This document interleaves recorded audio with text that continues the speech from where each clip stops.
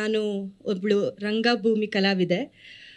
ನನ್ನ ಗುರುಗಳಾದ ಮಂಡ್ಯ ರಮೇಶ್ ಸರ್ ಮತ್ತು ಮೇಘಾ ಸಮೀರ್ ಸರ್ ಅವ್ರುಗಳ ವಿದ್ಯೆಯಿಂದನೇ ಇವತ್ತು ಇಲ್ಲಿ ನಿಮ್ಮ ಮುಂದೆ ನಿಂತು ಮಾತಾಡ್ತಾ ಇರೋದು. ಎಕ್ಸ್ಪೀರಿಯನ್ಸ್ ಬಂದು ಏನು ಹೇಳೋದು, ತುಂಬ ಚೆನ್ನಾಗಿತ್ತು. ಲೈಕ್ ರಿಯಲ್ ಪೇರೆಂಟ್ಸ್ ಜೊತೆನೇ ನಾನೇನೋ ಮೂವಿ ಮಾಡ್ತಾ ಇದ್ದೀನಿ ಆ ಥರ ಒಂದು ಫೀಲಿಂಗಲ್ಲಿ ಹೊಟ್ಟೋಗ್ಬಿಟ್ಟಿದೆ ನಾನಂತೂ. ಕ್ಯಾರೆಕ್ಟರಿಂದ ಸ್ವಲ್ಪ ಬರೋಕ್ಕೆ ಸ್ಟಾರ್ಟಿಂಗ್ ಕ್ಯಾರೆಕ್ಟರ್ ಒಳಗಡೆ ಹೋಗೋಕ್ಕೆ ಕಷ್ಟ ಆಗ್ತಿತ್ತು, ಆಮೇಲೆ ಹೋದ್ಮೇಲೆ ಬರೋಕ್ಕೆ ಕಷ್ಟ ಆಗೋಕ್ಕೆ ಸ್ಟಾರ್ಟ್ ಆಗೋಯ್ತು ನನಗೆ. ಆನ್ ಸೆಟ್ ಆಫ್ ಸೆಟ್ ಅಮ್ಮ ಅಮ್ಮ ಅಂತಲೇ ಕರಿತಿದ್ದೆ ಇವ್ರನ್ನೂ. So it was very fun. Team ಕೂಡ ತುಂಬ ಕೇರಾಗಿ ನೋಡಿಕೊಂಡ್ರು, ತುಂಬ ಲವ್ ಕೊಟ್ಟರು, ತುಂಬ ಪ್ರೀತಿಯಿಂದ ನೋಡ್ಕೋತಿದ್ರು. ನಾವೆಲ್ಲ ತುಂಬ ಹಾರ್ಡ್ ವರ್ಕ್ ಮಾಡಿ ಪ್ರೀತಿಯಿಂದ ಈ ಮೂವಿ ಮಾಡಿದ್ದೀವಿ. ತುಂಬ ಚೆನ್ನಾಗಿ ರಿಯಲ್ ಲೈಫ್ ಕನೆಕ್ಟ್ ಆಗುತ್ತೆ.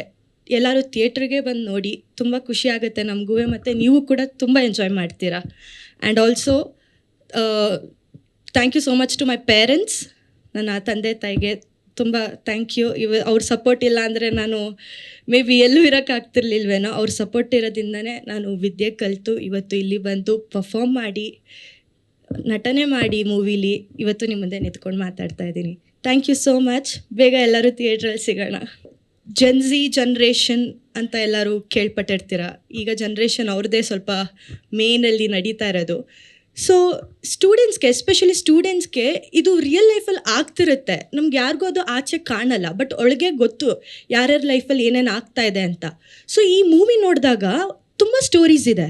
ಆ ತುಂಬ ಸ್ಟೋರೀಸಲ್ಲಿ ನಮಗೆ ರಿಯಲ್ ಲೈಫಿಗೆ ಈ ಥರನೂ ಕನೆಕ್ಟ್ ಆಯಿತು, ನನಗೂ ಈ ಥರ ಆಗಿತ್ತು, ನನ್ನ ಫ್ರೆಂಡ್ಗೂ ಈ ಥರ ಆಗಿತ್ತು. ಒಬ್ಬೊಬ್ಬರು ಅದನ್ನು ಫೇಸ್ ಮಾಡೋಕ್ಕಾಗಲ್ಲ, ಒಬ್ಬೊಬ್ರಿಗೆ ಫೇಸ್ ಮಾಡೋಕ್ಕಾಗುತ್ತೆ. So the powerful meaning is ಏನಾದರೂ ಫೇಸ್ ಮಾಡಬೇಕು ಅದನ್ನು.